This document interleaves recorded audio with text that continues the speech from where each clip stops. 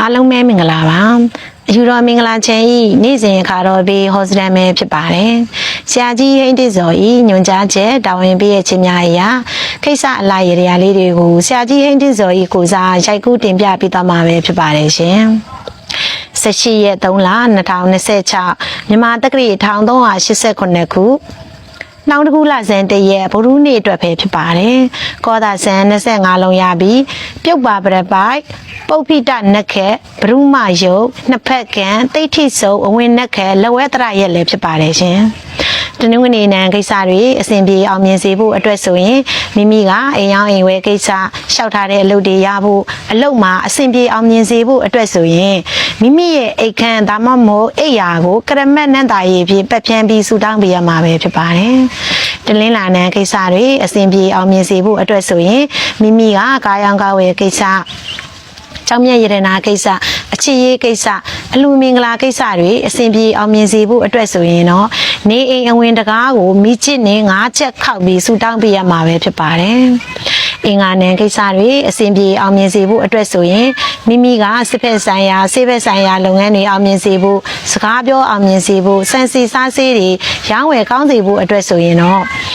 ကလေးငယ်တဦးကိုအင်ကြီးလက်ဆောင်ဝယ်ပေးပြီးဆူတောင်းပေးရမှာပဲဖြစ်ပါတယ်။ဗုဒ္ဓဦးနံကိစ္စတွေအစဉ်ပြေစေဖို့အတွက်ဆိုရင်မိမိကအမှုပညာအလှပညာအောင်မြင်စေဖို့လေယာလုပ်ငန်းတွေအောင်မြင်စေဖို့ရေတက်လုပ်ငန်းတွေရောင်းဝယ်ကောင်းစေဖို့အတွက်ဆိုရင်တော့တန်ဃာတော်ကိုမုံလုံးရေးပေါ်လှူပေးပြီးဆူတောင်းပေးရမှာပဲဖြစ်ပါတယ်။ဂျာတာရင်းနံကိစ္စတွေအစဉ်ပြေအောင်မြင်စေဖို့အတွက်ဆိုရင်မိမိကမြေအောင်မြေဝဲကိစ္စစာမွဲဖြည့်ဆို့ခြင်းကိစ္စတင်နန်းကိစ္စတွေအစဉ်ပြေအောင်မြင်စေဖို့အတွက်ဆိုရင်တော့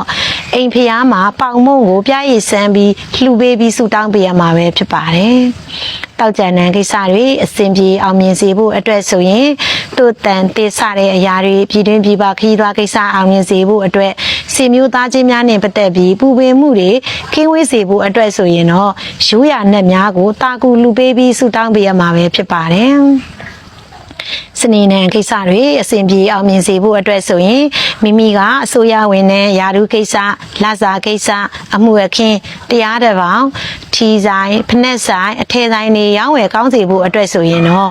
နေအိမ်အဝင်တကားကိုစာအိတ်နဲ့5ချက်ခောက်ပြီးဆူတောင်းပေးရမှာပဲဖြစ်ပါတယ်။ဒီနေ့တရက်တာအတွက်အကျိုးပေးကံကောင်းစေတဲ့ကဏ္ဍကတော့1ကဏ္ဍနဲ့6ကဏ္ဍပဲဖြစ်ပါတယ်။အကြောင်းမြကိစ္စတစ်ခုခုဖြင့်အပြင်သွားမယ်ဆိုရင်ဘဲချေဖြင့်စတင်ပြီးလှမ်းထွက်ပေးရမှာပဲဖြစ်ပါတယ်။အခုပြောပြသွားတဲ့ရရာလေးတွေကိုနနက်6နာရီခွဲရနေ9နာရီခွဲအတွင်းပြုလုပ်ပေးရမှာပဲဖြစ်ပါတယ်။ကျန်တဲ့အချိန်တွေမှာလည်းပြုလုပ်လို့ရပါတယ်။ကျမကတော့အယူတော်မင်္ဂလာချမ်းဆရာကြီးဟိန်းတစ်စော်ဤတပိဆရာမငွေစင်မြတာပဲဖြစ်ပါတယ်။ခုနှစ်ရက်သားသမီးများအားလုံးစိတ်ချမ်းသာခြင်းကိုယ်ရည်ကျန်းမာခြင်းနဲ့ပြည့်စုံကြပါစေလို့အယူတော်မင်္ဂလာချမ်းမှဆုမွန်ကောင်းတောင်းပေးလိုက်ရပါတယ်ရှင်။